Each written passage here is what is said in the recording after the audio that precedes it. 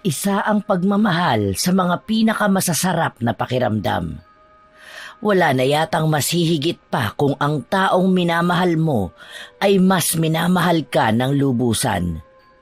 Ngunit paano kung ang klase ng pagmamahal na ayaw mong mawala ay isa ring klase ng pag-ibig na binabalutan ng mahika? Ano ang gagawin ni Martha kung matutuklasan niya ang lihim ng pag-ibig na pinagbuklod ng kapangyarihan? Kaya nga bang paghiwalayin ang dalawang kaluluwang nakatali na sa pagmamahalang ito? Huwag ka na masyadong gumalaw, baka mapano ka pa eh. Ano bang gusto mo? Dinala na kita ng pagkain mo. Ako ang nagluto nito. Ay, gusto ko lang sanang subukan kung kaya ko na bang makatayo. Ilang taon rin akong nakaratay sa higaan. Gusto ko itang matulungan. Palagi mo na lang akong pinagsisilbihan. Ano pa bang iniisip mo? Wala namang problema sa akin kung habang buhay kitang pagsisilbihan. Sa totoo nga, mas gusto ko ang ganitong ginagawa ko dahil mas lalo kong naipapakita sa'yo kung gaano ba kita kamahal. Hindi ka ba masaya? Masaya ako at alam kong swerte ako sa'yo. Pero hindi mo naman din maaalis sa akin na isipin na para bang hindi ako nakakatulong sa'yo. Hindi ka ba nagsasawa sa ganito? Nakakahiya naman na may sakit ako tapos lahat na lang ikaw ang gumagawa. Paulit-ulit naman tayo, mahal ko eh. Alam mo, kahit na anong mangyari, handa akong ibigay ang lahat sa'yo. Inaalagaan nga kita para naman kapag gumaling ka na, magagawa na natin lahat ng gusto natin. Ikaw at ako, magiging masaya tayong magkasama. Grabe talagang pagmamahal mo para sa akin. Kahit na anong mangyari, hindi magbabago ang pagmamahal ko para sa'yo. Ikaw lang ang babaeng gusto kong makasama. Ikaw ang nag-iisang babae na minamahal ko ng sobra. Hindi tayo maghihiwalay kahit na anong mangyari. Mahal na mahal kita. Hindi maikakaila ni Landa na nakakaramdam siya ng tuwa sa tuwing sinasabi ito ni Andoy sa kanya. Pakiramdam ni Landa, siya na ang pinakamagandang babae na nabubuhay. Paanong ang pagmamahal na ibinibigay sa kanya ni Andoy ay klase ng pagmamahal na hinihiling ng karamihan. Kahit na ilang taon na ang lumipas, ang pagmamahal na yon ay hindi nabawasan kahit na kaunti. Magkasabay na kumain sina Landa at Andoy. Sa iisang plato lang din sila kumakain, habang si Andoy ay sinusubuan si Landa. Para naman tayong mga bata kung maglambingan, nakakatuwa naman. Sabi ko naman sa'yo, hindi naman tayo tumatanda. Mas lalo lang natin ipinapakita na mahal natin ang isa't isa. Oh, gusto mo pa bang kumain? May binili pala akong mansanas para sa'yo. Sandali lang kukunin ko lang. Para makapagpahinga ka na rin. Kailangan mo na uminom ng gamot at matulog. Nagtungo si Andoy sa kusina para kunin ang mansanas na binalatan niya kanina. Matapos nito, ay kumuha na rin siya ng tubig. Habang naglalakad siya pabalik sa kwarto, sandali siyang natigilan at napatingin sa labas ng bahay. May isang lalaki na nakatayo roon at nakatingin lang ng diretso sa kanya. Wala ito kahit na anong emosyon. Tumango lang siya sa lalaki at nagpatuloy ng pumasok sa loob ng kwarto. Ito na, mahal ko. Kumain ka na muna nito tapos ito ang gamot mo. Kailangan mo na itong inumin. Tapos matulog ka na. Magkatabi ba tayong matutulog ngayon? Gusto kitang makayakap. Para kasing hindi ko na kayang matulog na wala ka sa tabi ko. Oo naman, wala namang problema sa akin. Para makatulog ka rin ng maayos at makapagpahinga. Matapos na uminom ni Landa ng gamot, inalalayan ni Andoy si Landa sa paghiga at saka siya tumabi rito at niyakap ito. Hinahaplos niya pa ang buhok ni Landa para patulugin. Si Landa naman ay hindi bumibitaw sa mahigpit niyang yakap kay Andoy. Tila ba Maging sa pagtulog nila, nais nilang iparamdam ang pagmamahal para sa isa't isa. Mabilis lang din na nakatulog si Landa bago pumikit si Andoy. Hinalikan pa nito sa labi si Landa. Mahigpit na yakap din ang iginawad niya sa minamahal bago siya natulog.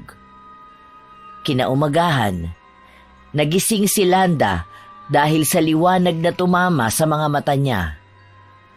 Saglit lang din ito dahil may humawi ng kurtina. Papalitan ko na ang kurtina ng bintana nyo. Tumatagos na ang liwanag kapag umaga para hindi na rin po naiistorbo ang tulog nyo. Anak, ikaw ba yan? Kailan ka pa nakabalik? Kararating ko lang po. Napaaga ang uwi ko dahil may trabahong pinahabol sa akin ng boss ko rito. Kilala niyo po ba si Sasha? Yung kapatid niya magpapakasal na. Kami ang mag-aasikaso ng catering nila. Kaya yun, maaga na ako umuwi. Pero aalis din ako mamaya para magpunta roon. May inuwi pala akong mga prutas. Naroon po sa kusina. Ang sabi ni tatay, babalatan na raw niya para sa'yo. Kumusta naman po ang pakiramdam ninyo? May check-up daw kayo mamaya? Salamat, anak ko. Maayos naman ang pakiramdam ko ngayon. Kailangan ba talaga yung check-up ko ngayon? Kailangan po talaga yun para makita natin kung may improvement na ba sa sakit nyo. Hindi nga ako makakasama mamaya sa inyo Magiging abala ako hanggang sa susunod na linggo. Pero may 1 linggo naman akong bakasyon bago ako bumalik sa Manila. Si tatay na lang muna ang sasama sa inyo. Walang problema sa akin yon, anak. Mabuti na nga lang din at palaging nariyan ang tatay mo para sa akin. Siguro kung hindi niya ako inaalagaan, baka mas lumala pa ang sakit ko. Mag-iingat ka palagi sa trabaho mo, ha? Kumusta naman, anak ko? May nobyo ka na? Sana nga ganun kadali humanap ng maayos na nobyo ngayon. Nagbibiroan nga kami ni Sasha na kapag tumuntong na kami ng 30 at wala pa kaming nagiging asawa, baka manggayuman na lang kami. Loko-loko talaga yun Well, hindi naman ako naniniwala sa mga gayuman na yan.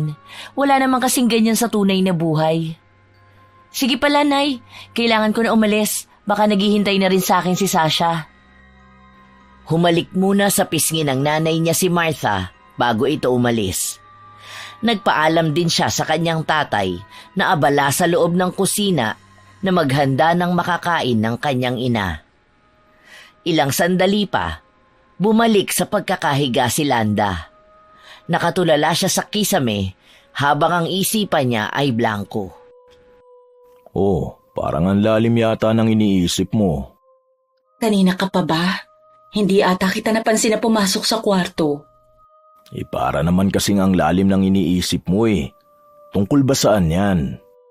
Wala naman. Hindi ko rin naman alam kung anong nasa utak ko. Basta bigla na lang akong natulala. Parang hindi naging maganda ang tulog ng mahal ko Hayaan mo, patutulugin na lang kita ulit mamaya. Sa ngayon, halika rito. Kumain na muna tayo. Masarap ang pagkain na niluto ko para sa'yo. May mga prutas na rin dito. Salamat, mahal ko. Napupuno ng pagmamahalan ang loob ng kwarto. Sabay nilang pinagsasaluhan ng pagkain habang maasikaso at maingat si Andoy sa bawat galaw niya. Sa ganitong senaryo na umiikot ang buhay nila. Sa loob lamang ng 4 na sulok ng kwarto sila nagiging masayang dalawa. Dahil simula nang magkasakit si Landa, hindi na ito nakapaglakad pa. Ang tanging naging sandalan niya ay si Andoy. Hindi rin naman pinaparamdam sa kanya ng lalaki na naging pabigat siya. Sa halip, mas lalong pinakita ang pagmamahal nito na nagpapatunay na kahit na anong mangyari ay naroon siya para kay Landa. Bakit parang ang bilis naman ng oras? Tingnan mo nga naman, gabi na naman. Parang pakiramdam ko tuloy kulang ang araw ko kapag kasama kita. Para bang ang bilis tumakbo ng oras. Kung pwede lang sanang ihinto saglit para makasama kita ng mas matagal pa sa pagdilat ng mga mata ko. Kahit naman sa pagpikit ng mga mata mo, kasama mo pa rin ako Kahit saan pa man yan, magkarugtong na ang kaluluwa natin. Alam mo, naalala ko nga nung mga bata pa tayo. Alam mo yung tagpuan natin sa likod ng school? Nakita ko pa yung malaking puno doon. Hanggang ngayon pala nakatayo pa rin yun doon. matibay at matatag. Bigla nga ako napangiti kasi naalala ko na doon tayo nagsimula. Ang dami nating alaala ron. Katulad ng puno na yon, ganun din ang tatag ng pagmamahala natin. Ang saya lang balikan kung paano tayo nagsimula hanggang sa kung paano natin pinapakitang mahal natin ang isa't isa ngayon. Nakakatuwa naman. Sana kapag magaling na ako, makabalik na ako doon. Oo naman, kapag magaling ka na, doon tayo unang pupunta. Bubuhayin natin sa mga alaala natin ang mga masasayang bagay na nagawa natin noon. Sasariwain ng mga puso natin ang walang kamatayan nating pag-ibig para sa isa't isa. Sana gumaling na kaagad ako. Hindi ako makapaghintay na balikan ang mga lugar na paborito nating puntahan. Masayang binabalik tanaw ng dalawa ang mga nakaraan nilang alaala kung saan sariwa at tunay ang pagmamahal na pinagsasaluhan nila. Lumalamig na rin ang gabi at dalawa sila'y nakakaramdam na kailangan nilang bigyang init ang nagliliyab nilang mga katawan. Kahit pa man may sakit si Landa, nagsalo pa rin sila ni Andoy ng nakakapasong init ng pagmamahala nila. Napuno ng halinghinga nila ang 4 na sulok ng kwarto. Para bang sa mga sandali na ito, walang kahit na anong bagay ang kayang ihalin tulad sa ligayang nararamdaman nilang dalawa. Kinaumagahan, mag-isang nagising si Landa sa kwarto. May pagkain din na nakahanda na sa gilid ng lamesa.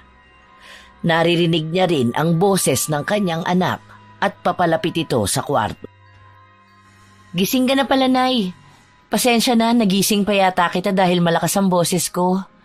Andyan kasi si Sasha eh. Ang gulo-gulo niya kasi pinapakialaman pa ang niluluto ko. Kumain na muna po tayo. Salamat, anak. Nasaan ang tatay mo? Wala po, maaga siyang umalis. Paano kaibigan mo? Hindi mo ba siya sasabayan na kumain? Ayos lang ako rito. Kakain na lang ako mamaya. Hindi po yun kakain kasi may pupuntahan kami mamayang handaan. Subuan ko na po kayo. Anong oras ka naman aalis? Baka naman napapabayaan mong sarili mo. Huwag mo nga abusuhin ang katawan mo. Baka mamaya niyan ikaw naman ang magkasakit. Ha? Hindi naman po, Nay. Nakakatulog at nakakapagpahinga naman ako sa tamang oras. Medyo busy lang talaga ako ngayon dahil nga malaking project din tong gagawin namin. Isa pa, malaki ang maitutulong nito sa pagpapagamot nyo. May magagamit na tayong pera para maipatingin ka sa magaling na doktor. Masyado nang marami ang naitulong mo sa akin. Baka naman kailangan mo rin yan. Tumatanda ka na, kailangan mo na rin na magkaroon ng ipon. Paano kapag mag-aasawa ka na o magkakaroon ka na ng anak? Naku, matagal pa namang mangyayari yon, Nay. Wala pa naman din akong papakasalan ngayon o wala pa rin namang makakabuntis sa akin. Marami pang panahon para makapag-ipon ako. Masyado ka atang mapili sa magiging nobyo mo, anak. Opo, kasi gusto kong makakilala ng lalaki na katulad ni tatay. Gusto ko yung klase ng pagmamahala na meron kayo.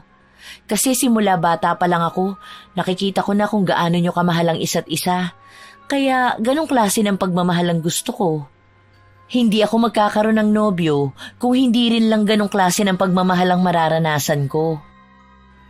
Malawak ang ngiti ni Martha habang sinasabi niya ang mga salita na yon. Umiwas naman ang tingin ng kanyang ina. Dahil silang dalawa lang ang nasa kwarto ngayon, si Martha muna ang mag-aalaga sa kanyang ina.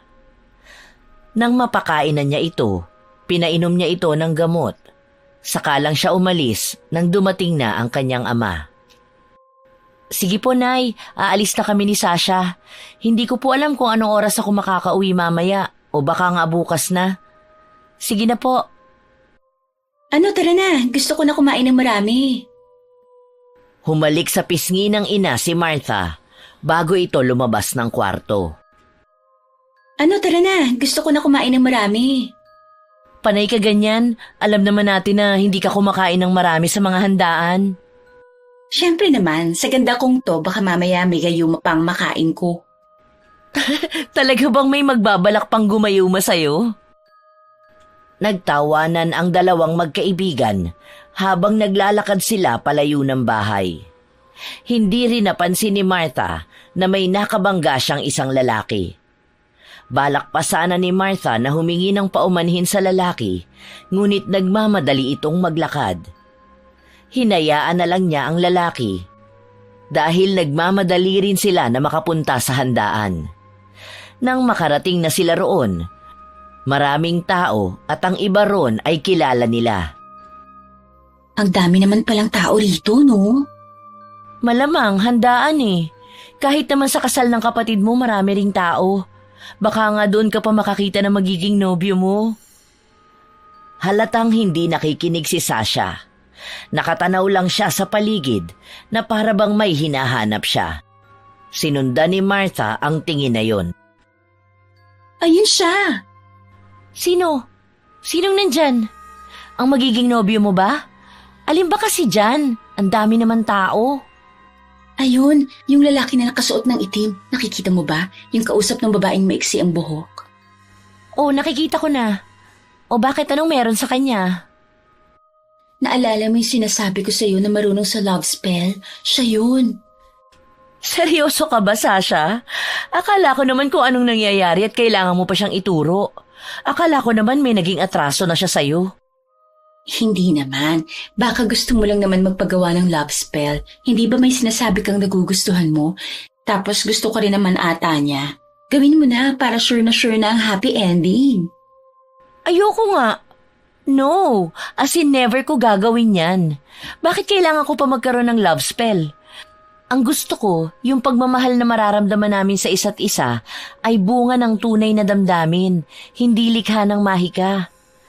Gusto ko yung klase ng pagmamahalan katulad sa mga magulang ko. Kung may lalaki man na magpaparana sa akin ng ganong klase ng pagmamahal, edi magiging masaya ako. Pwede naman yun na mahal na ninyo ang isa't isa. Then, magkakaroon kayo ng love spell para naman mas mapatibay ang pagmamahalan nyo kahit na anumang pagsubok ang dumating. Di ba mas maganda yun? Mas magiging matibay ang pagmamahalan ninyo. Mas tatagal pa. Kahit na, hindi pa rin ako naniniwala sa ganyan. Tara na nga, at baka kung ano na naman ang maisipan mong gawin. Ano ba yan? Sayang naman. Akala ko pa naman gusto mo. Sikat pa naman yan dito sa atin. Marami nang nagpapagawa ng love spell sa kanya. Hindi pa rin. Ayokong gawin yun. Bigo si Sasha na makumbinsi ang kaibigan niya na subukan ang nirerekomenda nito sa kanya. Nagsimula ang kasiyahan.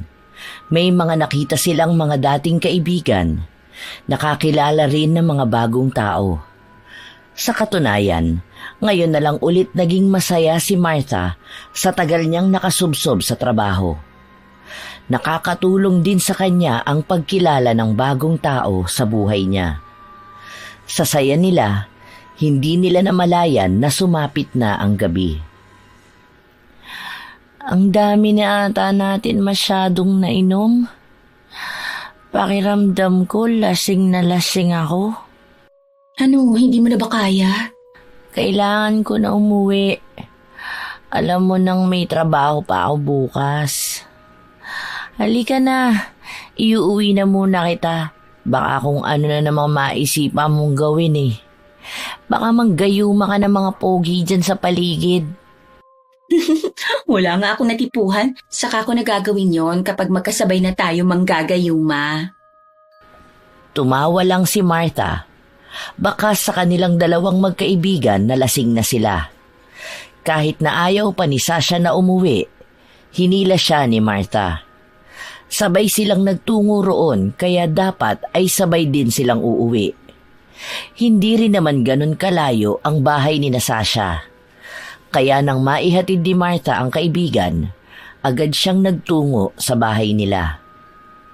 May epekto pa rin ang alak sa kanya. Ngunit nakakapag-isip pa rin siya ng tama. Nang makauwi siya, naabutan niya ang tatay niya na nakaupo sa sofa habang nagbabasa ng dyaryo. Hindi ka pa po natutulog, Tay? Ang aga mo naman atang magbasa. Hindi kumibo ang tatay niya. Inilipat lang nito ang pahina. Ilang sandali pa, ay narinig ni Martha ang ingay na nagmumula sa loob ng kwarto ng kanyang ina. Tawanan nito ng dalawang tao. Laking pagtataka niya. Sinong tao sa kwarto, Tay? Bakit parang may kasama si Nanay? Hindi na hinintay pa ni Martha na sumagot ang tatay niya. Binuksan niya ng kusa ang pinto at sa pagkakataon na ito, para bang may malamig na tubig na bumuhos sa kanya para matunghayan ang tunay na nangyayari sa loob. Naabutan niya ang kanyang ina na may kayakap na ibang lalaki, habang baka sa mukha ng dalawa ang saya. Martha, anak, nakauwi ka na. Anong ibig sabihin nito, Nay? Bakit may ibang lalaki sa kwarto? Sino siya? Sandali. Teka, ikaw yung lalaki na nakabangga ko kanina. Sino ka? Lumingon si Martha sa kanyang ama na nakaupo pa rin ng payapa. Wala itong pakialam kahit na naririnig na niya ang usapan. Para bang sanay na ito sa mga ganitong pangyayari. Alis na muna ako. Humalik muli si Andoy kay Landa bago ito tuluyang lumabas ng kwarto. Nabangga niya pa si Martha, ngunit hindi pa rin pumapasok sa utak ni Martha kung ano nga ba ang tunay na nangyayari. Pakiramdam niya ay maraming bagay siyang hindi alam. Nay, anong ibig sabihin nun? Bakit may ibang lalaki rito? May sakit na kayo. Bakit nagawa niyo pang lokohin si tatay? Bakit ngayon pa, Nay? Lasing ka lang ata, anak. Magpahinga ka na muna. Matutulog na rin ako. Ano? Ganun na lang yun? Matutulog ka na lang? Patutulugin mo na lang ako matapos ng nakita ko? Nay, andyan si tatay. Nakaupo na para bang wala lang sa kanya lahat ng ito. Bakit naman ganun, Nay? Akala ko ba mahal na mahal ninyo ang isa't isa? Anong nangyari? Hindi mo ko maiintindihan dahil hindi mo alam kung ano ba ang nangyari noon. Ipaliwanag mo sa akin kung anong nangyari noon. Ipaintindi mo sa akin, Nay. Anak, magpahinga ka na muna. Lasing ka na eh. Ikaw rin, Tay. Alam mo na ba ito noon pa? Alam mo na bang may kalaguyo si Nanay? Bakit hindi mo man lang sinabi sa akin? Parang itinago niyo na sa akin lahat. Ano pa bang hindi ko alam? Magpahinga ka na muna. Ihahatid na kita sa kwarto mo. Marami pang nais na itanong si Martha. Ngunit hindi na niya ito nagawa pa dahil hinila na siya ng tatay niya pabalik sa kwarto niya. Pagod na ang katawan niya at nakakaramdam ng sakit sa ulo na epekto ng alak. Ngunit hindi niya magawang magpahinga hanggat hindi nasasagot ang katanungan sa utak niya. Kinaumagahan, nagmamadali si Martha na kausapin ang kanyang ama dahil sa mga oras na ito ay tulog pa ang kanyang ina. Tay, pwede ba tayong mag-usap? Oh, nagising ka na pala. Gusto mo na bang kumain? May nakahanda ng pagkain dyan. Kumain ka na muna. Tay, bakit parang wala lang sa'yo lahat? Bakit wala kang reaksyon? Parang wala ka man lang pakialam sa nalaman at nakita ko kagabi. Ano bang gusto mong maging pakialam ko? Seryoso ka, Tay? Nakita mo na si Nanay kasama ang kalaguyo niya. Naririnig mo sila dito mismo sa loob ng bahay natin. Tapos ganyan ka lang? Na para bang wala kang magawa? Na wala kang pakialam? Bakit hindi mo binugbog ang lalaki? Bakit hindi mo sila pagbawalan? Bakit hindi mo ilaban ang karapatan mo? Hindi ko maintindihan. Marami kang hindi naiintindihan. Kumain ka na dyan. O kung gusto mo, sabayan mo nanay mo na kumain. Gisingin mo na lang. Matapos itong sabihin ni Kulas, umalis siya sa harapan ni Martha. Naiwang nakatayo si Martha at hindi mawari kung anong klaseng damdamin ba ang gusto niyang maramdaman sa mga oras na ito. Paanong ang lahat ay ganun lang natapos? Na para bang hindi niya nakita ang mga magulang niyang mahal na mahal ang isa't isa. Nakakaramdam siya ng galit sa kanyang ina na nagawang lokohin ang kanyang ama at inis sa kanyang ama na paanong hinahayaan lang niya na magkaganoon ang pamilya na binuo nila. Lahat ng katanungan sa utak ni Martha ay hindi maalis sa utak niya. May trabaho siyang kailangang asikasuhin sa mga oras na ito, pero hindi niya magawa dahil alam niya na kapag umalis siya, maaaring bumalik ang kalaguyo ng kanya. Uminom na kayo ng gamot niyo, Nay. Oo nga po pala. Baka sa makalawa kapag nakuha ko na ang sahod ko, lilipat na tayo ng bahay. Doon na tayo sa Maynila titira. Sa Maynila? Bakit naman tayo lilipat ng Maynila? Maayos naman tayo rito sa bahay. Doon na kita ipagagamot, Nay, para makapagsimula na rin tayo ng buhay malayo sa lalaki mo. Bakit ganyan ka magsalita sa akin? Bakit ako ganito magsalita, Nay? Naririnig mo ba ang tanong mo sa akin? Matapos ko kayong mahuli ng kalaguyo mo, itatanong mo sa akin yan? Nay, nagpapakahirap ako para maipagamot ko kayo, hindi para sumama sa kung sinong lalaki. Hindi ka ba naaawa sa tatay ko? Hindi ka ba nahihiyaman lang, Nay? Siya ang nag-aalaga sa'yo. Ang dami niyang sinakripisyo para sa'yo. Hindi para harap-harapan mo siyang lokohin. Nanay kita, gusto kong maayos ka, pero hindi maalis sa akin ang galit dahil ganito ang ginagawa mo sa pamilya natin. Kung ano lang ang iyong nakikita, yun lang ang nalalaman mo. Hindi mo alam ang buong katotohanan, Martha. Kaya huwag mong pagsasalitaan ng ganyan si Andoy. Huwag kong pagsalitaan ng gano'n ang lalaki mo? Bakit? Tunay naman na siya ang dahilan kaya nagkakaganito ang pamilya natin, hindi ba? Hindi niyo na ginalang ang tatay ko. Maging si tatay hindi na alam ko anong dapat niyang maramdaman at gawin. Hinahayaan na lang niya kayo sa mga kahibangan na ito. Pero sinisigurado ko na hindi magtatagal ito, aalis tayo rito. At kahit na kailan, hindi niyo na makikita pa ang lalaki na yon. Sa sama ng loob ni Martha, lumabas na siya ng kwarto. Ayaw na niyang makapagsabi ng kahit na anong masasakit na salita. Baka humantong pa ito sa pagsama ng loob ng kanyang ina. Kahit na naiipon na sa kanya ang galit. Kahit pa man ang daming katanungan na nais niyang masagot. Ayaw niyang magliyab ang apoy sa tuluyang pupuksa sa pagmamahal niya sa kanyang ina. Habang nagpapahangin si Martha sa labas ng bahay, natanaw niya si Andoy na nakatayo lang sa hindi kalayuan. Hoy lalaki! Halika rito! Mag-usap nga tayo! O ano, hinihintay mo akong umalis ngayon para makapunta ka sa nanay ko? Sino ka ba lalaki ka? Bakit ba nanggugulo ka ng pamilya namin? Ayoko na makita ang pagmumukha mo dahil sa susunod na makita kita, sisiguraduhin kong may paglalagyan ka. Layuan mo ang nanay ko. Tigilan mo ang pamilya ko. Hindi ako nanggugulo. Gusto ko lang makasama si Landa. Hindi ka nanggugulo? Hindi ba panggugulo ang ginagawa mo sa pamilya ko? Inagaw mo ang nanay ko sa amin, lalo na ang pagmamahal nito sa tatay ko. Wala akong inaagaw. Dahil wala naman talagang naging problema sa tatay mo. Hindi ko kinukuha ang nanay mo sa inyo. Ayoko makipagtalo sa'yo dahil hindi gusto ng nanay mo ang ganito. Aalis na ako. Pakiusap lang na huwag mong ilayo sa akin si Landa. Bakit ngayon ka pa naduduwag? Ngayon pa ba na nabisto ko na ang kahayupan na ginagawa ninyo? Ngayon ka pa ba mahihiya, ha? Ang kapal ng mukha mo! Wala akong ginagawa. Hindi ako nagsimula nito. Bakit hindi mo tanungin ang tatay mo? Huwag ka sa akin magalit dahil hindi mo alam ang pinagmulan nitong lahat.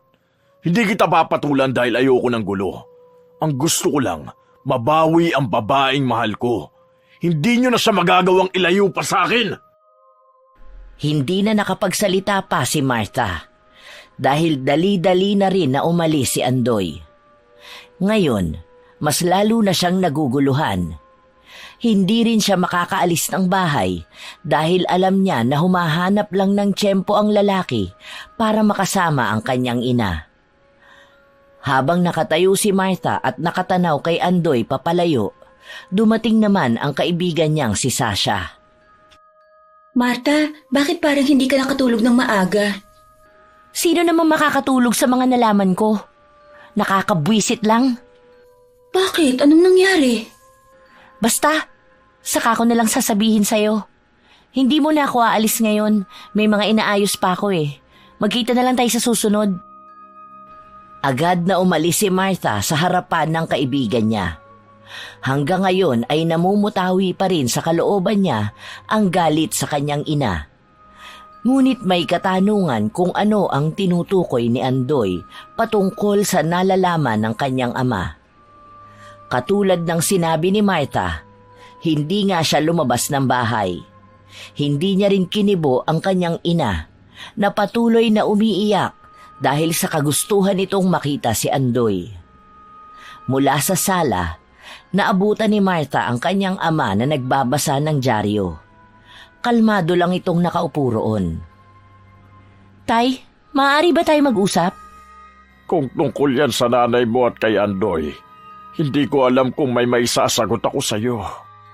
Bakit ganon, Tay? Bakit ang nakikita ko sa inyo ni nanay noon, masaya kayo? Pero bakit may ganito? Kailan pa ito nagsimula? Gusto ko malaman. Matagal na ito nagsimula, bago pa naging kami ng nanay mo. Ha? Anong ibig mong sabihin? Hindi kumibo si Kulas. Isinarado lang nito ang dyaryo at saka siya nagtungo papasok sa loob ng kwarto. Naiwan si Martha na wala man lang nasagot sa mga katanungan sa utak niya. Kinabukasan, tinawagan ng kanyang amo si Martha para sa kaganapan sa kanyang trabaho. Dahil hindi niya nagawa ito kahapon, ngayon niya ito dapat gawin. Pero ayaw niyang iwan ang kanyang ina dahil maaaring sa mga oras na lalabas siya, maaabutan niya si Andoy sa kwarto ng kanyang ina. Tay, kailangan kong umalis kahit na ayaw ko. Dahil alam ko na narito na mamaya si Andoy. Maaari po bang pakibantayan si nanay? Huwag mo naman hayaan si Andoy na makasama si nanay. Para naman sa pamilya natin. Kahit anong gawin ko, hindi ko sila magagawang pigilan. Dismayado si Martha na lumabas ng bahay. Kahit na kailangan niyang magtrabaho, ang utak niya ay nasa problema ng kanilang pamilya. Paano niya maaayos ito kung ang mismong mga magulang niya ang ayaw ng ayusin? Bakit ba nakatulala ka dyan? Kahapon ka pa ganyan, ano ba kasi ang problema? Bakit kaya hindi mo sabihin sa akin? Nai-stress ako sa problema ng pamilya namin. Sasakit ba yan ng nanay mo? Kumusta na ba si tita? Hindi lang doon. Ano? May kalaguyo si nanay at itong si tatay parang matagal na niyang alam. Ay, hindi ko na alam ang gagawin ko. Paano ko maaayos ang mga magulang ko?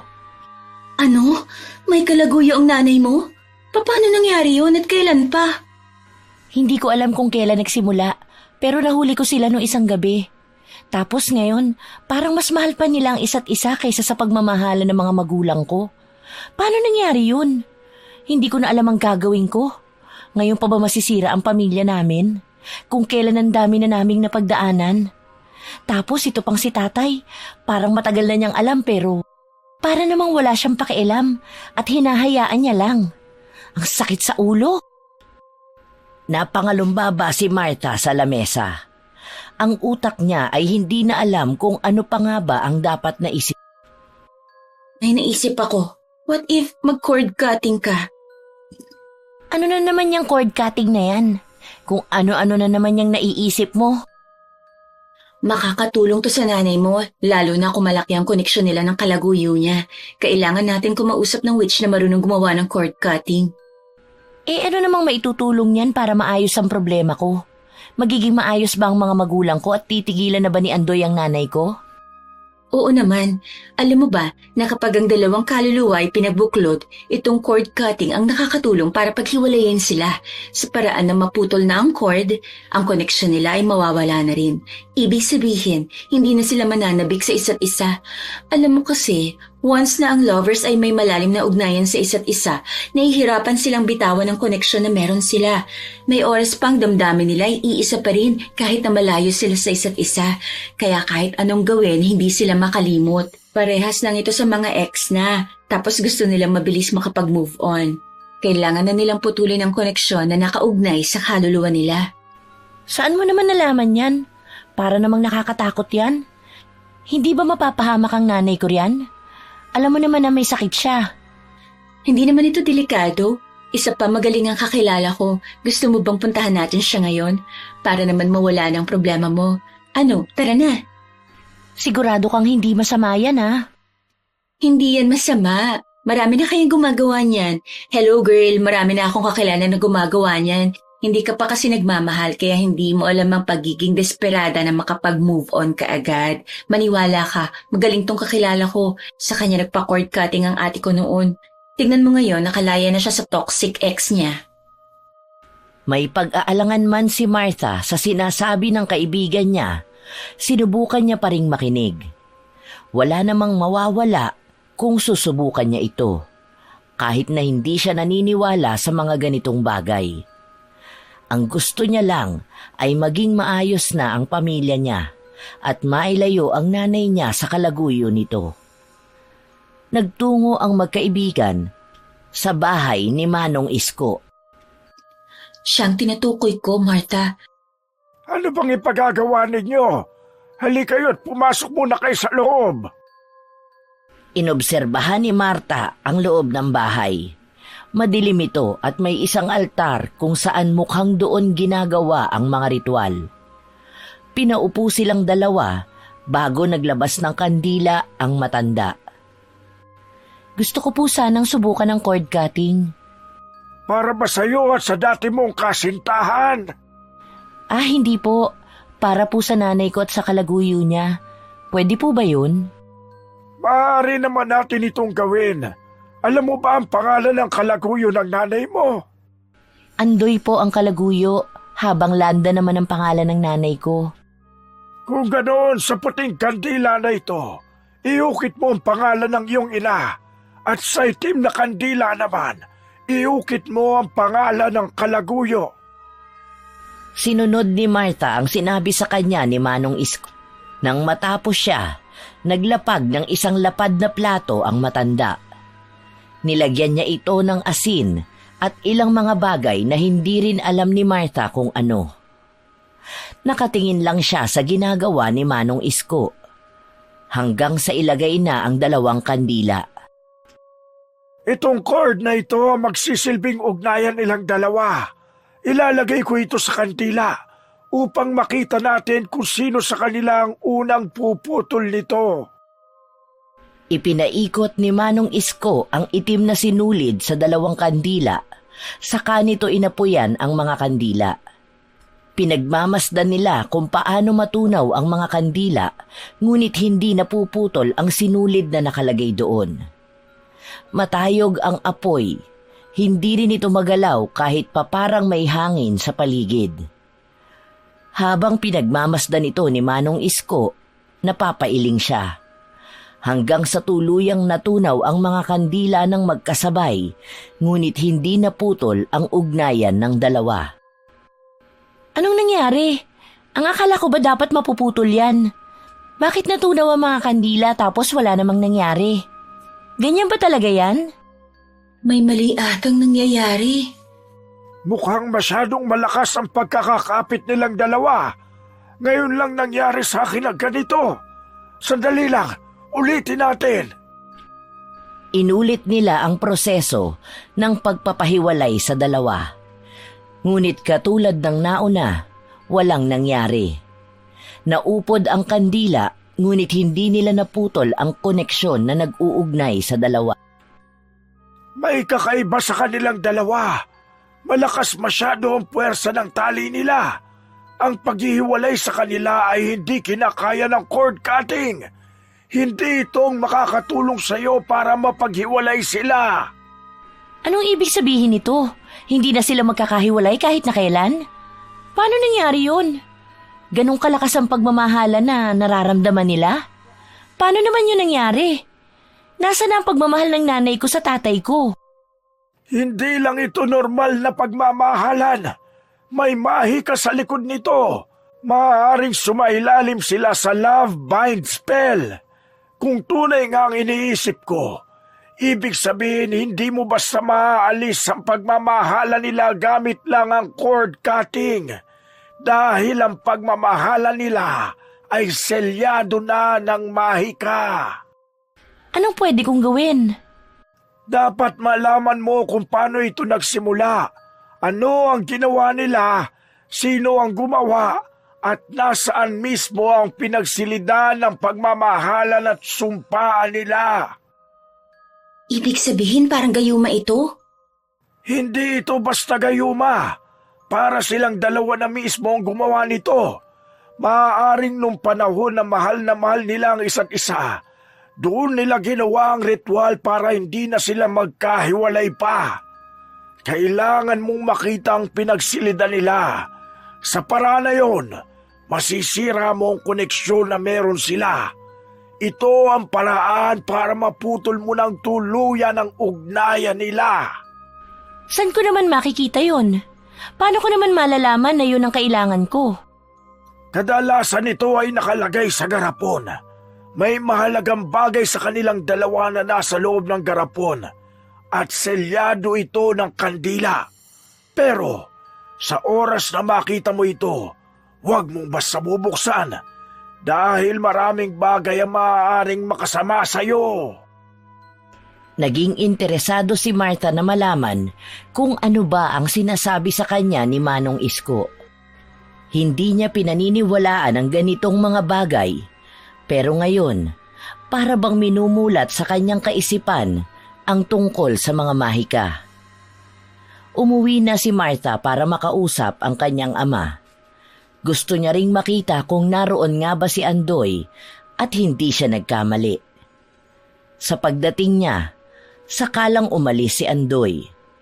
Nagkatinginan pa sila sa mata, ngunit agad na umiwas ang lalaki. Hindi talaga natin basta mapapaalis ang lalaking yon, Tay. Sinabi ko na sa iyong wala ka na magagawa sa kung anuman ang ugnayan na meron sila ng iyong ina. Anong ugnayan ba yon na hindi kayang maputol? Maaari ko bang malaman, Tay? Mahirap intindihin. Mahal mo ba si nanay? Mahal na mahal ko ang nanay mo. Kaya nga umasa akong pipiliin niya ang pamilya natin. Pero mali ako. Kahit na anong gawin ko, hindi namin maiwasan ang tunay na nangyari noon na patuloy na humihila sa kanya pabalik kay Andoy. Umupo si Martha sa tabi ng tatay niya. Ngayon, unti-unti na siyang nakakakuha ng kasagutan sa mga tanong na nais niyang masagot. Kung mahal mo si nanay at ang pamilya natin, bakit hinayaan mo silang dalawa ni Andoy? Pinaglaban ko ang nanay mo hanggang sa hindi ko na alam ang pakiramdam ng pakikipaglaban. Hindi ako kailanman mananalo sa pagmamahal na selyado ng kaluluwa nila. Anong ibig mong sabihin, Tay? Gusto kong malaman ang lahat. Si Andoy ang unang lalaking minahal ng nanay mo. Magkakaibigan na kami simula mga bata pa lang kami. Minamahal ko ang nanay mo habang nakikita ko kung gaano niya kamahal si Andoy. Ang pag-ibig na pinapakita ng mga mata niya, kay Andoy ang tunay. Ako lang ang sumalo. Nang umalis ang pamilya ni Andoy, nagkahiwalay sila ng nanay mo. At andun ako para saluhin siya. Ang akala ko nakuha ko ang pagmamahal na yun, lalo pa't naging anak ka namin. Pero mali ako. Sa muling pagtatagpo nila, bumalik ang nagliliyab nilang pagmamahalan hanggang sa nawala na ako sa paningin nila. Narito ako, ngunit hindi ako ang kailangan niya. Mahal ko ang nanay mo, pero hindi sa akin nakatali ang kaluluwa niya. Wala man lang bang pagmamahal na natitira si nanay para sa'yo? Dahil paano ako napunta rito? Paano ko nakita ang pagmamahalan ninyo noon kung walang tunay doon? Dahil ayokong malaman mo kung anong meron sa amin ng nanay mo. Hindi niya ako minahal kahit napilitin ko. Sa ibang lalaki siya baliw. At ngayong tinatanong mo ko bakit hinahayaan ko sila, dahil wala naman na akong magagawa pa. Gumamit ba sila ng love spell noon? Saan mo naman narinig yan? Gusto ko lang sanang malaman kung gumawa ng ganon sila nanay. Mga bata pa lang kami nung ginawa nila yun. Nasa high school kami nung narinig ko silang nag-uusap. Pero hindi ako naniniwala sa ganun. Hanggang sa napatunayan kong walang kamatayan ang pagmamahal na yun. Kilala mo ba kung sinong gumawa nun? Yung mangkukulam na nagbuklod sa kanilang dalawa? Yung mga gamit nila. Hindi ko alam. Dahil hindi yun sinabi sa akin ng nanay mo. Hindi ko rin naman alam paano matatapos yun. Dahil ginawan ko na ng paraan noon. Pero hindi sila kayang paghiwalayin. Akala mo ba wala akong ginawa? Sinubukan ko na silang paglayuin. Pero hindi sila kayang paghiwalayin ng kahit na sino. Ang kaluluwa nila, patuloy inilalapit sa isa't isa. Kaya kahit nasaan natin itago ang nanay mo, matutuntun pa rin tayo ni Andoy. Katahimikan na ang bumalot sa buong paligid matapos itong sabihin ni Kulas. Napatingin sa malayo si Martha. Nagiging malinaw na sa kanya ang lahat. Ang pananahimik ng kanyang tatay ay isang patunay ng pagod na nararamdaman nito sa ilang beses niyang pagtatangka na paghiwalayin ang dalawa. Ngunit hindi papayag si Martha na maging siya ay mapapagod. Gagawa siya ng paraan para maputol ang lahat ng ito. Lumilipas ang araw, habang nasa trabaho si Martha, siya namang puslit ni Andoy sa kanila para makasama si Landa. Kahit na ganon, hinahayaan na muna ni Martha dahil kailangan nilang makakuha ng impormasyon sa kanilang dalawa kung saan ba nila itinago ang garapon ng pag-ibig na kailangang masira ni Martha. Isang umaga, nasa kwarto ng nanay niya si Martha. Bit-bit nito ang mga lumang litrato noong kabataan ng kanyang ina. Naroon ang litrato nilang magkakaibigan, kasama na ang kanyang ama at si Andoy. Matagal mo na palang kaibigan si Andoy. Kaibigan niyo ni tatay. Magsisimula ka na naman ba ng galit, Martha? Tinitingnan ko lang kung sino ang mga naging kaibigan ninyo. Ang isa rito ay ang nanay ni Sasha. Ang isa naman ay ang may-ari ng tindahan sa tapat. Sino naman ang isang babae na ito? Ngayon ko lang yata siya nakita. Hindi ko ba siya naging ninang? Si Pasing. Hindi ko siya kinuhang ninang dahil marami siyang ginagawa sa buhay niya at hindi ko na rin alam kung nasaan siya. Maganda siya, pero parang may kakaiba sa mukha niya. Alam mo yun, para siyang mangkukulam. Alam mo yung sa mga palabas na gumagawa ng mga gayuma? Parang ganun ang mukha niya. Itapon mo na ang litrato na yan. Wala rin naman niyang halaga dahil hindi na rin kami magkakaibigan. Sayang naman po ito. Itatabi ko na lang muna. Para kapag gumaling kayo, pwede niyo ulit makita ang mga kaibigan ninyo. Sayang naman kasi, ang ganda pa naman ng mga ngiti niyo rito. Nagtangkang magsalita si Landa. Ngunit natigilan siya matapos na marinig ang boses ni Sasha. Aalis na muna po pala ako. May mahalaga lang kaming gagawin ni Sasha. May pupuntahan lang kami. Babalik ako mamaya, maaga po. Humalik si Martha sa pisngi ng nanay niya. Kinuha niya ang lahat ng litrato. Ang isa ay ibinulsa niya kung saan naroon ang mukha ni Pasing. Gusto niyang makilala ang babae na ito. Maaaring isa siya sa may alam kung ano ang nangyari sa nanay niya at kay Andoy. Kung anong mahika ang ginawa nito para pagbuklurin silang dalawa na tila ba hindi na kaya pang tumakas ng mga kaluluwa nila. May nakita akong litrato. Ito, namumukhaan mo ba ito? Ay, parang kilala ko siya. Kamukha niya yung nakausap noon ng nanay ko. Kaibigan niya ni nanay noon at kaibigan ni nanay ang mama mo. Pasing ang pangalan niya. Tama, siya si Aling Pasing. Naalala ko na. Nagpunta siya sa bahay noong nakaraang linggo at sinabi niyang lumipat na sila ng bahay. Malapit lang daw sa... Saan bang sinabi niya? Sa bahay nila Mang Hernan. Alam mo ba kung saan yun? Malakas ang pakiramdam ko na may alam siya sa ginawang love spell kay nanay at Andoy. Kung sakali man na makakausap natin siya, alam kong makakakuha tayo ng lead sa hinahanap nating gamit. Sige, tara. Samahan na kita papunta doon. Walang inaksay ang oras ang dalawa para makarating sa bahay ni Pasing. Natunto naman nila ang lugar. Ngunit napag-usapan nilang hindi sila magsasabi ng kahit na ano kay Pasing. Mukhang hindi rin naman yata namumukhaan ni Pasing si Marta bilang anak ni Landa. Anong kailangan ninyo? Kayo po ba si Aling Pasing? Nabalitaan po namin na magaling kayo sa mga love spell, kagaya ng love binding para sa mga couple na ayaw na maghiwalay. Oo, ako nga. Saan nyo naman nalaman? Naalala ko kasi na may kaibigan ako na nagpunta sa inyo.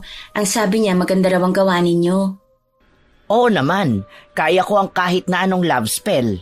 Kahit gayuma sa hangin, kaya kong gawin. Kailangan yung makakuha ng gamit ng gagayumahin natin. Paano kung gusto namin ng nobyo ko na habang buhay na kaming magmahalan? Maaari ko bang gawa ng paraan yun? Hindi na kailangan ng gayuma dahil mahal naman namin ang isa't isa. Nariyan ba ang nobyo mo? Kailangan dalawa kayong magtungo rito dahil may mga personal na bagay kayong kailangan gawin para maisakatuparan ng pagbubuklod sa inyong dalawa. Hindi na ba kami maghihiwalay kahit na may ibang taong gusto kaming paghiwalayin? Baka naman may expiration ng spell na gagamitin mo. Mamaya maagaw pa siya sa akin ng iba. Pinagdududahan mo ba ang kakayahan ko? Bakit ka pa nagtungo rito kung hindi mo ako paniniwalaan? Kaya kong pagdugtungin ang kaluluwa nyo na kahit pakamatayan ng kahantungan, magkarugtong pa rin kayo. Magaling ako sa ganitong larangan. Paano ko makakasiguro na magaling ka nga? May mga kakilala ba kami na nagawan mo na ng spell? Parang ang mga nakikita ko sa paligid, iba ang tumulong sa kanila. Paano namin paniniwalaan ang isang kagaya mo? Oo nga, baka mamaya niloloko mo lang kami. Tapos baka umasa kami sa galing mo. Tapos bigla na lang wala palang naging bisa o nawawala ka agad. Masyado kayong nagdududa sa kakayahan ko. Marami ako ipagyayabang. Bata pa lang ako, kaya ko nang gumawa ng spell. Marami na ako mga naging kaibigan na nagawan ko na ng gayuma, na hanggang ngayon, walang kahit na sinong albularyo ang kayang putulin. Nung baguhan ako, may 2 kaibigan ako na ginawa ng love bind. Unang beses kong ginawa yon, at kahit na umabot ang ilang dekada, nagkaroon na ng anak sa iba ang babae. Pero hanggang ngayon, magkaugnay pa rin sila. Walang makakapaghiwalay sa kanilang dalawa. Kilala ba yan dito? Sino naman yan? Mamaya nag-iimbento ka lang. Si Landa at Andoy. Silang dalawa ang ginawan ko ng ritual noon, kasama ang magkahalong dugo nila. Yan ang ipinagmamalaki ko, dahil hanggang ngayon ay hinahanap pa rin nila ang isa't isa at nakakagawa ng paraan para magmahalan. Ano, hindi pa rin ba kayo naniniwala sa kakayahan ko? Natahimik ang dalawa. Nagkatinginan sila na tila naging matagumpay ang ginawa nilang pagtuklas ng katotohanan. Ngayon, kailangan na muli nilang makausap si Manong Isko upang alamin ang susunod nilang hakbang. Ngayon na nalaman na ni Martha ang katotohanan, hindi siya titigil hanggat hindi niya natatanggal ang ugnayan ng kaluluwa ng nanay niya at ni Andoy. Hihintayin ko na lang na bumalik ang nobyo ko sa Makalawa para makapunta kami rito. Ano ba ang mga kailangan naming dalhin? Kung may madadala kayong garapon, tapos sa araw na lang na yun ko mismo sasabihin sa inyo ang mga patakaran na kailangan ninyong gawin para maingatan ninyo ang garapon na yun. Sige po, maraming salamat. Nagmamadaling umalis ang dalawa. Nakilala na nila ang gumawa ng ritual. Ngayon, kailangan na niyang hanapin ang garapon. Sa paraan na ito, nararamdaman ni Martha na nalalapit na siya sa pagpapahiwalay kay Landa at kay Andoy. Kailangan mo na lang makita ang garapon, pero saan naman kaya nakalagay yun? Alam kong wala sa bahay. Naglinis na ako eh. Saka kung nasa bahay yun, matagal ko na sanang nakita o nakita ni tatay. Kasi naglipat na kami ng mga gamit. May mga naitapon na rin kami. Imposible naman din kung mawawala yung garapon. Yun ang pinakamahalagang gamit na kailangan nilang maitabi. Yun ang dapat kong mahanap. Kung wala kay nanay, panigurado akong alam ni Andoy kung nasaan. Huwag mong sabihin sa akin na pupuntahan mo si Andoy sa bahay niya. Depende yun. Kung yun lang ang tanging paraan para mahanap ko ang garapon, gagawin ko. Kailangan matapos ang kahibangan na ito. Kailangan na naming mabuo ang pamilya namin. Naging walang kibo na rin si Martha sa nangyayari sa loob ng bahay nila. Laking pagtataka ng kanyang ina dahil kahit na naroon si Andoy, walang pakialam si Martha. Para bang hinahayaan na sila ng mga ito. Hindi ka ba inaaway ng anak ko? Noong una, inaaway ako ni Martha. Pero mukhang natanggap na rin yata niya na mas mahal natin ang isa't isa. At wala na siyang magagawa ron. Hindi niya ako pinapansin kapag narito ako. Pero mas maganda na rin yun. Kesa sa pagbawalan niya akong makita ka. Tignan mo ngayon, naaalagaan na kita. Mahal na mahal natin ang isa't isa. Kaya kahit nakamalian ang tingin nila sa pagmamahala natin, hindi ako makikinig sa kanila. Napapaisip ako. Hindi ba ikaw ang nagtabi ng garapon? Saan mo yun itinago?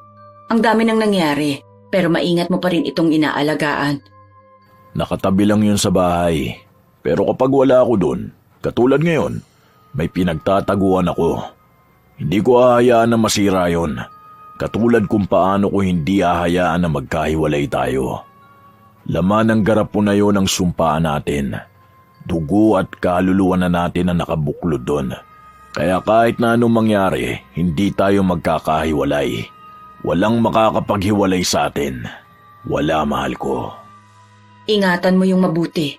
Dahil hindi ko na alam ang kahulugan ng buhay ko, mawawala ka pa sa akin. Yun lang ang pinanghahawakan ko sa pagmamahalan nating ito. Pangako, hindi ko hahayaan ng iba na makuha yun sa atin. Habang nag-uusap ang dalawa sa loob, may iniwan si Martha na gadget para marinig niya ang nagiging usapan sa loob ng kwarto. Narinig niya ang buong usapan. Nakaramdam siya ng hapdi sa kanyang dibdib, lalo pa at mas mahalaga pa sa kanyang ina ang unang lalaking minahal nito kaysa sa pamilya nila. Pero hindi nawawala ang pag-asa kay Martha na maaaring nabubulagan lamang ng mahika ang kanyang ina. Kaya inaakala nito na tanging si Andoy lang ang kaya nitong mahalin ng wagas. Sumapit na ang gabi. Umuwi na si Andoy.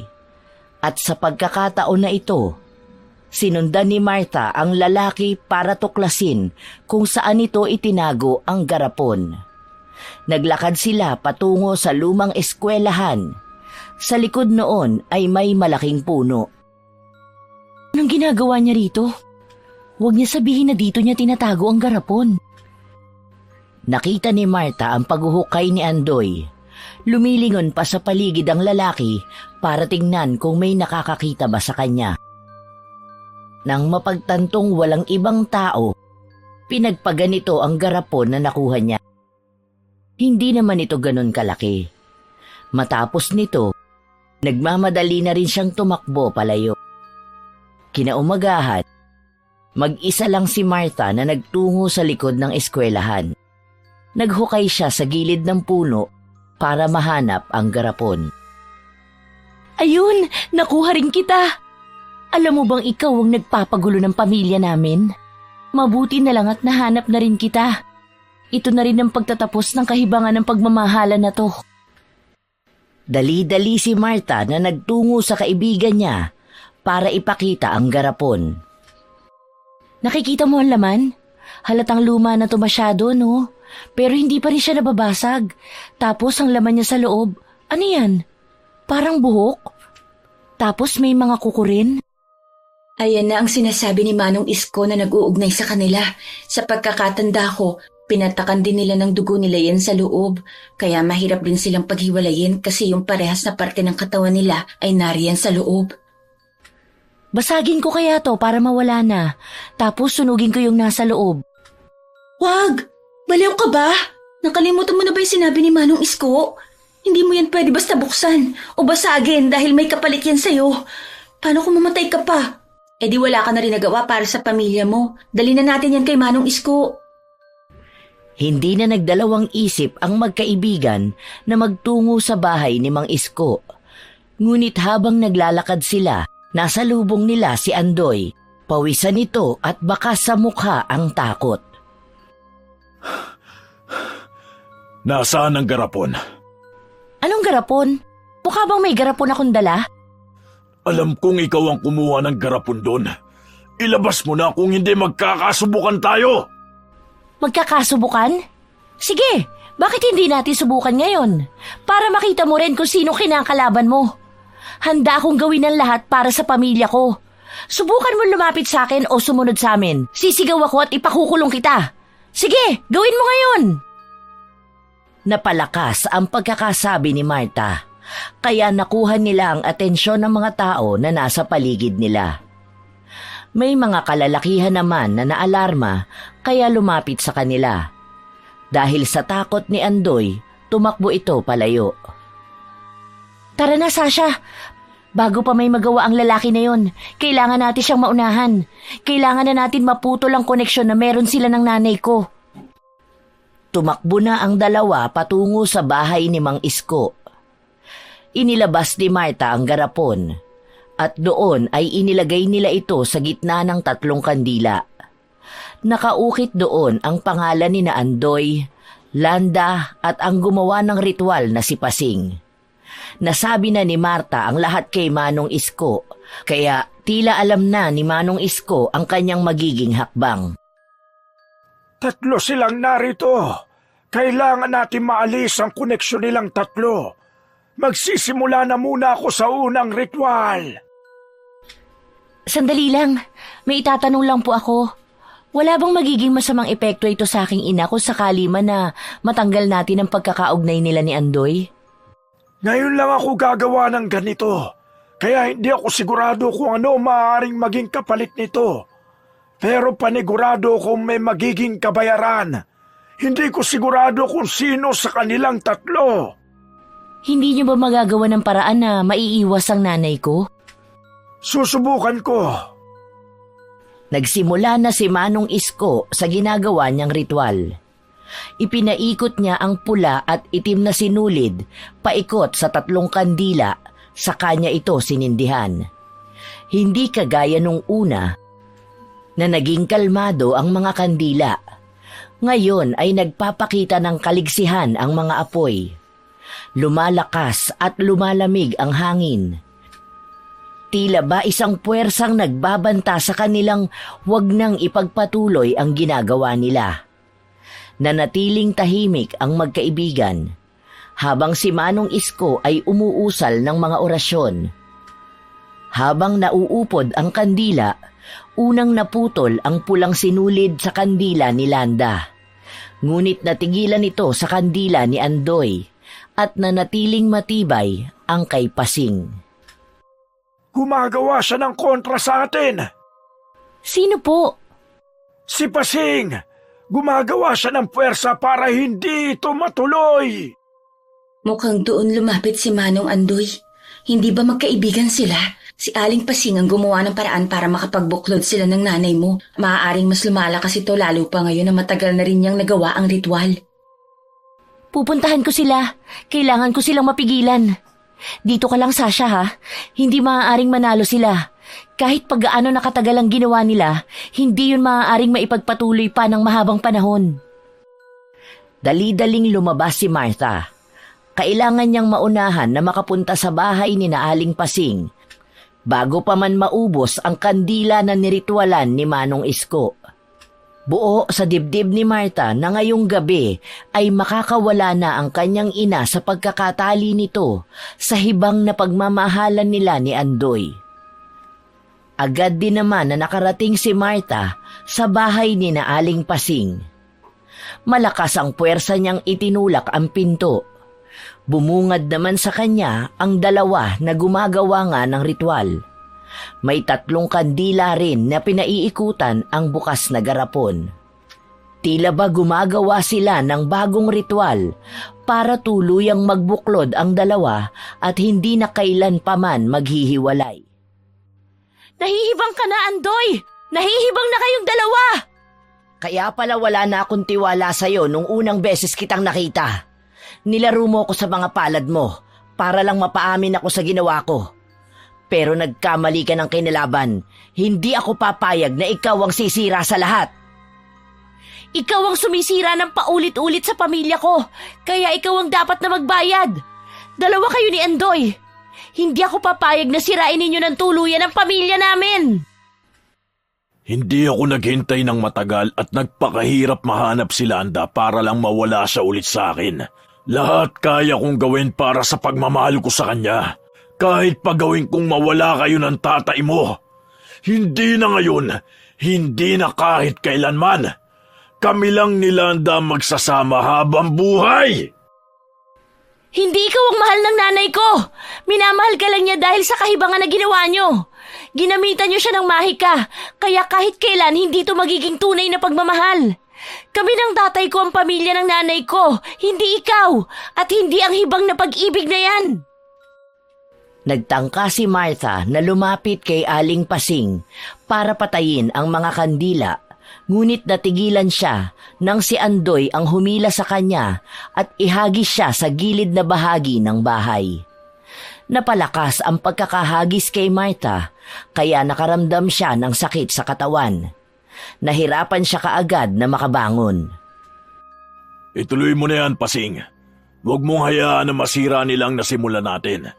Dahil kung sila ang mas mananalo, alam mong isa sa atin ang mamamatay. Nakasanla ang kaluluwa natin. Hindi ako magiging handa sa impyerno. Hindi rin ako papayag na may ibang sisira sa pinaghirapan ko.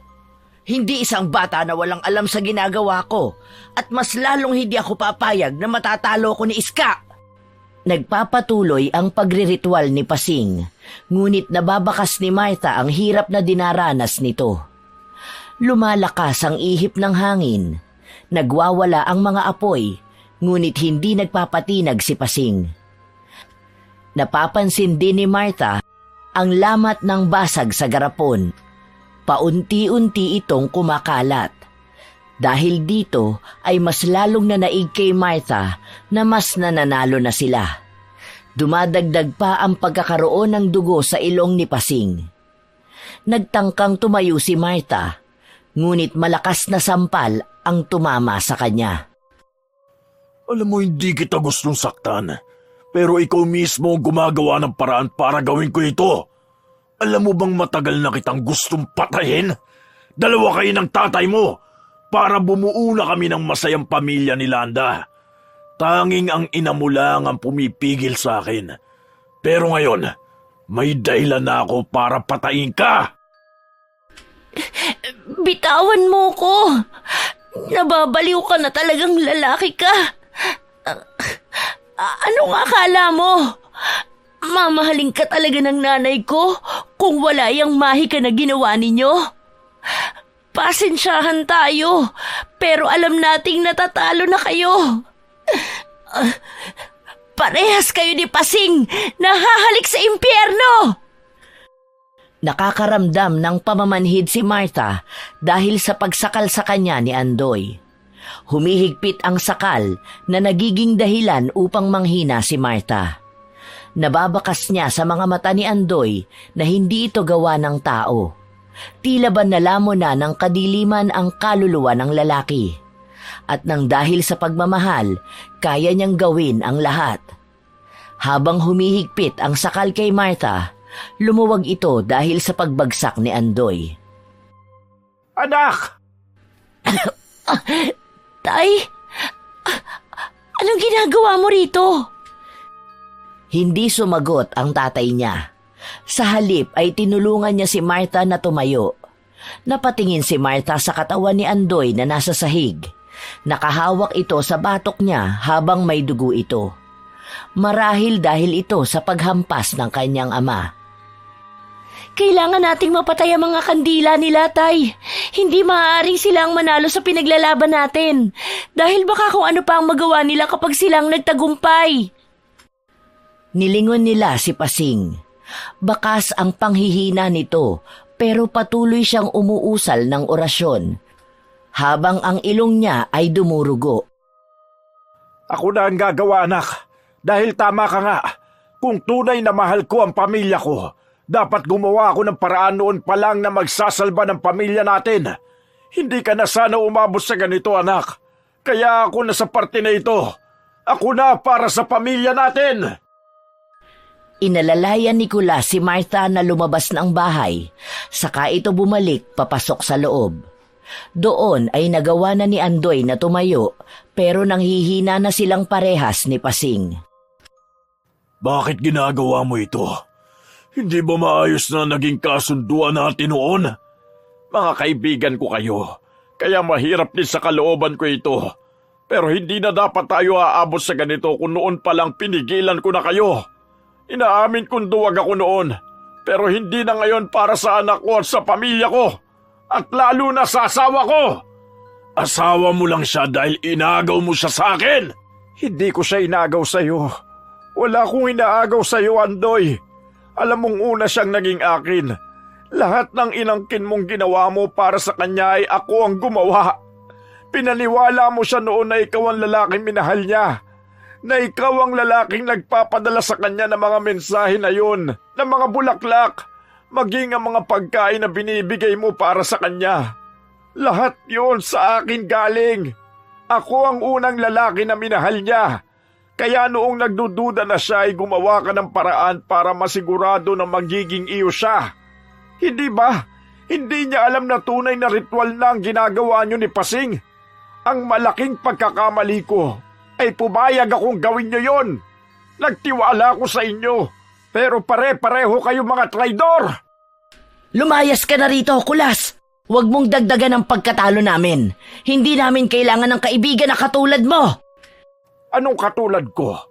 Katulad ko na hindi pumapayag na masakop sa kadiliman. Kung natakot ako nung una, iba na ngayon. Para sa anak ko, ilalaban ko ang pamilya ko. Dito na lang din matatapos ang lahat.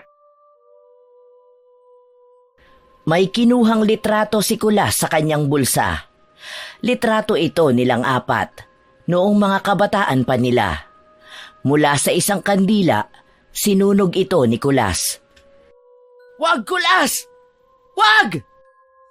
Hindi na napigilan pa ni Pasing si Kulas na itapon ang nasusunog nilang litrato sa loob ng bukas na garapon. Mula sa loob, naamoy ang nasusunog na buhok at ibang mabahong bagay. Dahil sa ginawa ni Kulas, unti-unting nabasag ang garapon hanggang sa tuluyan itong sumabog kasabay ang pagkapatay ng mga kandila bago pa man ito matunaw. Sa lakas ng puwersa, tumilapon silang tatlo hanggang sa tuluyan silang nawala ng malay. Kinabukasan, pagbukas ng mga mata ni Kulas, nakita niya ang anak niyang inaasikaso siya. Tay, gising ka na po. Mabuti naman at walang masamang nangyari sa'yo. Masaya ako para sa inyo, Tay. Maraming salamat po sa ginawa ninyo. Nasaan ang nanay mo? Naroon po sa loob ng kwarto. Hinahanap nga po kayo at iyak siya ng iyak.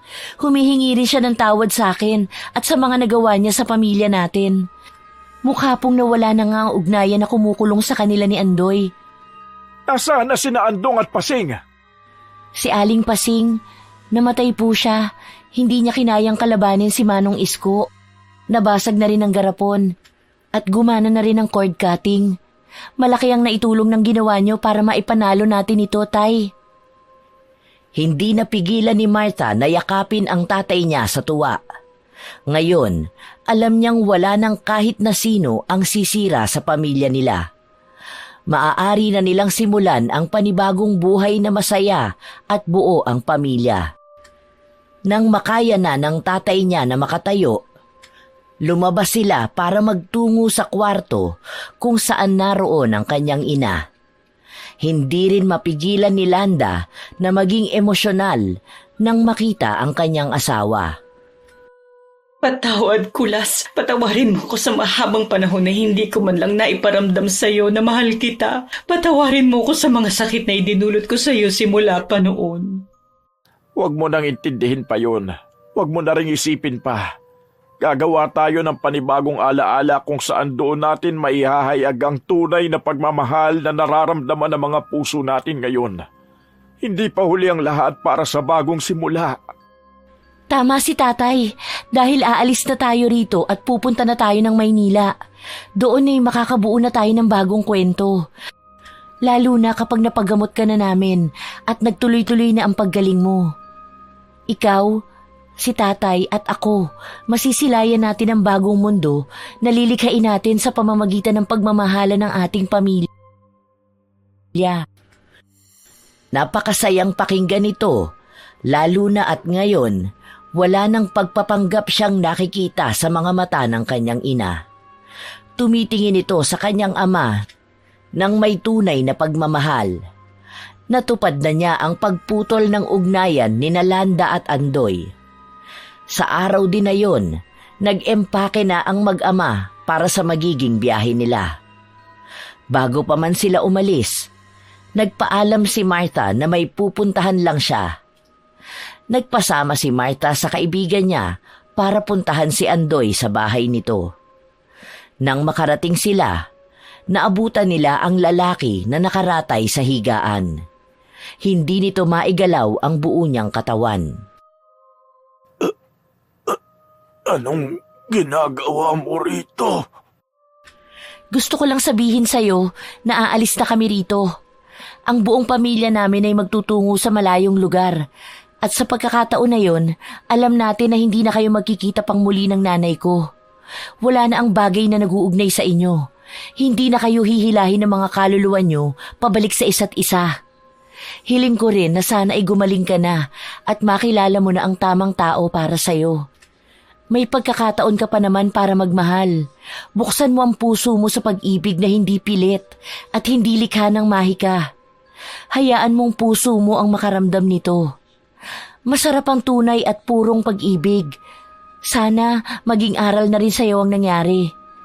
Hindi sa lahat ng bagay, mahika ang magiging sandalan para sa wagas na pagkaramdam ng pagmamahal. Mag-iingat ka na lang palagi. Agad din na umalis sina Martha at Sasha matapos itong sabihin ni Martha. Pinatawad na niya ang lahat dahil alam niyang lahat sila ay naging ganid lamang sa pagmamahal. Kaya kahit na mali, nagagawa pa rin nilang ilaban ito. Paano ba yan? Hindi na tayo magkikita. Matatagalan pa ulit. Matatagalan lang bago tayo magkita. Grabe ka naman sa hindi na tayo magkikita. Alam mo naman na nasa Maynila lang ako. Kapag gusto mo magpunta sa Maynila, tawagan mo lang ako. Oh, malay mo, kapag ikakasal ka na, ako na mismo ang mag-aasikaso. Hindi ba? Sige, kapag may nagayuman na ako. Loko ka talaga. Hanggang biro lang yung ganyan, ha? Nakita mo naman kung anong nangyayari kapag ang pagmamahal ay pinipilit lang. Kapag nawala ng epekto, wala na kahit katiting na pagmamahal na matitira. Puro pagsisisi na lang. Nagbibiro lang naman ako. Hindi rin naman ako manggagayuma, no? Wala naman si Aling Pasing na magaling daw pagdating sa love spell. Well, nakita naman natin na magaling nga siya. Pero hindi pa rin. Ayokong umabot sa punto na kailangan ko pang isugal ang sarili ko sa pagmamahal na hindi totoo. Sige, mag-iingat ka palagi ha. Kapag ikaw naman ang ikakasal, imbitahan mo na lang ako. Mag-iingat ka rin palagi. Hanggang sa susunod. Nakangiti si Martha habang yakap ang kaibigan niya. Sa pagbitaw nila ng yakap, tumalikod na rin si Martha at naglakad pa uwi sa kanila. Magaan sa pakiramdam ang bawat hakbang na ginagawa niya. Marahil dahil na rin ito sa pakiramdam niyang nakalaya na ang pamilya nila sa pagkakabilanggo sa baliw na pag-ibig. Sa araw din na yun, umalis na sina Martha sa baryo nila at nagtungo sa Maynila. Sisimulan na nila ang panibagong yugto ng buhay nila, kung saan lahat na ng kanilang nararamdaman ay bunga na ng tunay na pagmamahal. Wala na ang mahika, wala na ang sapilitang pangako ng walang kamatayang pag-ibig. Sa mga kaganapan na nangyari kay Martha at sa pamilya niya, doon niya napagtanto na lahat pala ay kayang gawin ng isang tao para lang makuha ang pagmamahal ng taong kinababaliwan nito, lingid man sa kahit na anong kapalit nito. Ngunit sa huli, kahit gaano pa katagal umiepekto ang mahika na yon, mas mananaig pa rin ang katotohanan. At ang pinakahuli, tanging sa lahat, hindi sinusukuan ang pagmamahal sa pamilya.